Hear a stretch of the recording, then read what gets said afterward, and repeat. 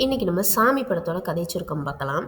இந்த படத்தோடைய director Hari and music director Harris Jayaraj. இந்த படம் 2003 மே 1 ரிலீஸ் ஆனிச்சு. இதில் விக்ரம், த்ரிஷா, மனோரமா இவங்களோட மற்றும் பல நடிகர்கள் இருக்காங்க. இந்த படத்தில் விக்ரம் சார் போலீஸ் ஆக்ட் பண்ணியிருப்பார். ஒரு நேர்மையான போலீஸ் ஆஃபீஸராக ஸ்டார்டிங்கில் காமிப்பாங்க நம்மளுக்கு. இவர் திருநெல்வேலிக்கு வந்திருப்பார். அப்போ வரும்போது ஒரு சாங் ஒன்று இருக்கும், திருநெல்வேலி அல்வாடான்னு சொல்லிட்டு. இவருடைய பேர் வந்து இதில் ஆரிச்சாமி. இவங்க அப்பாவுக்கு வந்து 5 குழந்தைங்கள் பிறந்து இறந்து போனதுனால அவங்க அப்பா வச்ச பேர் வந்து இவருக்கு ஆரிச்சாமி அப்படின்னு வச்சுருப்பாரு. இவர் வந்து ஒரு போலீஸ் ஆஃபீஸராக ஆயிருப்பார் அவருக்கு ஆசைப்பட்டு. ஓகே, அதுக்கப்புறம் திருநெல்வேலிக்கு வந்திருப்பார் போஸ்டிங் போட்டு. நார்மலாக வீடு பார்ப்பாங்க இல்லையா, ஃபஸ்ட்டு வந்தோன்னா வீடு தேடுவோம் அப்படின்னு சொல்லிட்டு போயிட்டுருப்பாங்க. போகும்போது பார்த்தீங்கன்னா போலீஸ் வந்திருக்கோம், வீடு பார்க்கணும் அப்படின்னு சொல்லி கேட்கும்போது மனோரமா, த்ரிஷா அவங்க எல்லாரும் சேர்ந்து என்ன பண்ணிடுவாங்க அப்படின்னா, இப்போலாம் திருடங்க வந்து அதிகமாயிட்டாங்க, போலீஸ் அப்படின்னு சொன்னால் வீட்டுக்குள்ளே விட்டுருவோம் அப்படின்னு சொல்லிட்டு இந்த மாதிரி தான் தெரியுறாங்க அப்படின்னு சொல்லிட்டு த்ரிஷா நினச்சிட்டு என்ன பண்ணிடுவாங்க அப்படின்னா, இவங்கள வாங்க வீட்டை வந்து பாருங்க அப்படின்னு சொல்லிட்டு வீட்டுக்குள்ளே அப்படி காமிக்கிற மாதிரி காமிச்சிட்டு இவங்க என்ன பண்ணுவாங்கன்னா, இவங்க ஒரு ஐயர் வீடு, வீட்டுகளுக்கெல்லாம் இந்த பொடிகள், மிளகா பொடி இந்த மாதிரி பொடிகள்லாம் வீட்டிலேயே இருந்து தயாரித்து அதை பேக்கெட் பண்ணி விற்கிறது. அப்போது அந்த இதில் இந்த மிளகா பொடி அள்ளி அவங்க கண்ணில் தூவி விட்டுருவாங்க. தூவி விட்டு அந்த ரூமையும் லாக் பண்ணி விட்டுருவாங்க. விக்ரம் அண்ட் ரமேஷ் இருக்காங்க இல்லையா, 2 பேரும் வந்திருப்பாங்க. 2 பேரும் அடைச்சி போட்டுட்டு போலீஸ் ஆஃபீஸருக்கு கால் பண்ணிடுவாங்க. அவங்களும் வந்துடுவாங்க. வந்ததுக்கப்புறம் தான் தெரிய வரும் அவங்க உண்மையான போலீஸ் அப்படின்றதே. ஓகே, த்ரிஷாவை வந்து அவங்க பார்த்துட்டு என் பேத்தி தாங்க தப்பாக ஏதோ சொல்லிட்டு அவங்கள பார்த்து திருடன் நினச்சிட்டா அப்படின்னு சொல்லி மனோரமா சொல்லுவாங்க. பொண்ணு விக்ரம் வந்து அப்படியே அந்த பொண்ணு அப்படி பார்த்துட்டு போயிடுவார். அதுக்கப்புறமா ஒரு காலேஜில் வந்து கூப்பிட்ருப்பாங்க அவரை, பெரிய ஆஃபீஸர்னால ஒரு ஃபங்க்ஷனுக்கு வந்து தலைமை தாங்க கூப்பிட்ருப்பாங்க. அப்போ போயிருக்கும்போது இவர் வந்து சொல்லுவார், இந்த ஊரில் வந்து பொண்ணுங்க பேக் தூக்கிட்டு போகிறது பார்த்தாலே அருவாள் தூக்கிட்டு போகிற மாதிரி தான் இருக்குது அப்படின்னு சொல்லிட்டு கொஞ்சம் அப்படியே சொல்லிக்கிட்டே இருக்கிறவர் டக்குன்னு அந்த கூட்டத்தில் த்ரிஷா நிற்கிறத பார்த்துருவார். அந்த காலேஜில் தான் அவங்க படிச்சுட்ருப்பாங்க. பார்த்துட்டு இந்த ஊரில் தான் நாங்கள் வீடு பார்க்க போயிருந்தோம், அப்போ ஒரு பொண்ணு வந்து எங்கள் மேலே மிளகாப்பொடி வீசிட்டா அப்படின்னு சொல்லி பேசிகிட்டு இருப்பார். அந்த பொண்ணோட தைரியம் பிடிச்சிருக்கு அப்படி இப்படின்னு சொல்லிட்டே இருப்பார். அதோட என்ன ஆயிரும்னா, இவங்க 2 பேருக்கும் லவ் ஸ்டார்ட் ஆயிரும் இந்த படத்தில். யாருக்கு? த்ரிஷாவுக்கும் விக்ரமுக்கும் ஆயிரம். அப்படி நார்மலாக போயிட்டுருக்கும். 2 பேரும் நிறைய இடத்துல மீட் பண்ணுவாங்க.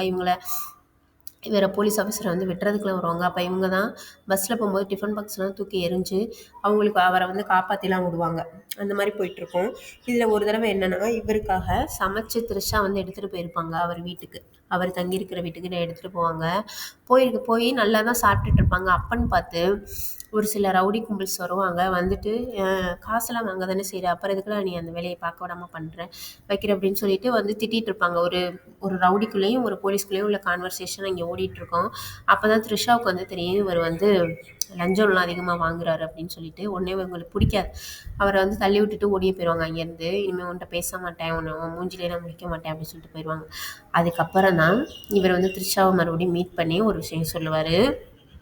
ஆக்சுவலாக இவர் ஃபஸ்ட்டு ஊரில் இருந்திருப்பார், இவருக்கு போஸ்டிங் வந்துருச்சு அப்படின்னு சொல்லிட்டு ரொம்பவே ஹாப்பியாக அவங்க கிராமத்தில் ஒரு நல்ல ஒரு பாட்டு வரும், வேப்ப மரம் புளிய மரம் அப்படின்னு சொல்லிட்டு ஒரு சாங் வரும், நல்லாயிருக்கும். ஹாரிஸ் ஜெயராஜ் மியூசிக்னாலே நல்லாயிருக்கும் பாடல்கள்லாம்.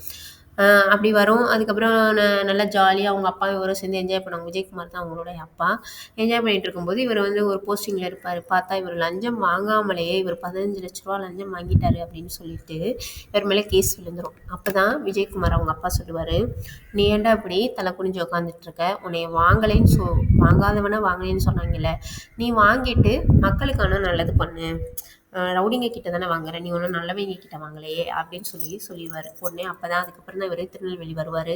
வந்துட்டு தப்பு பண்ணிகிட்டு இருக்கிற ரவுடிஸ்ட்லாம் காசு வாங்குவார். ஆனால் அவர் கொஞ்சம் தப்பும் அதிகமாக நடக்காமையும் பார்த்துட்ருப்பார். அப்படி இருக்கும். அப்போ த்ரிஷாகிட்ட சொன்னோன்னா அவங்க ஓரளவுக்கு புரிஞ்சுப்பாங்க. அதுக்கப்புறம் வீட்டில் போய் பொண்ணு கேட்பார். ஃபஸ்ட்டு போலீஸ்காரவங்களுக்கு கொடுக்கக்கூடாதுன்னு சொன்னவர் ஒரு தடவை அவங்க வீட்டிலேயே நகை ஒன்று காணாமல் போயிடும். அவங்க பொண்ணை கல்யாணம் பண்ணிக்க கொடுக்குறக்காண்டி வச்சுருந்தது இவர் தான் கண்டுபிடிச்சி கொடுப்பாரு. அதனால் த்ரிஷாவுடைய மாமாவே என்ன சொல்லுவார்னா, இவர் வந்து என் பையனாக இருந்தால் நீ பொண்ணு கொடுப்பியா மாட்டியா, கொடு, அவங்க குலங்குத்துறோம்னா நீ கேட்காத அப்படின்னு சொல்லிட்டு அவர் தான் பொண்ணு கொடுக்க சொல்லுவார். அதுக்கப்புறம் 2 பேருக்கு கல்யாணம் ஆயிரும். இதில் என்னென்னா, ரவுடிஸ் எல்லாம் சேர்ந்து இவர் வந்து எந்த ஒரு இதுவுமே பண்ண விட மாட்டேங்கிறார், நம்மளை எந்த ஒரு ஊழலையுமே பண்ண விட மாட்டேங்கிறாரு, இவர் எப்படியாவது பழி வாங்கி ஆகணும் அப்படின்னு சொல்லிட்டு இவரை பழி வாங்குறேன்னு சொல்லிட்டு வீட்டில் குண்டு வச்சுருப்பாங்க.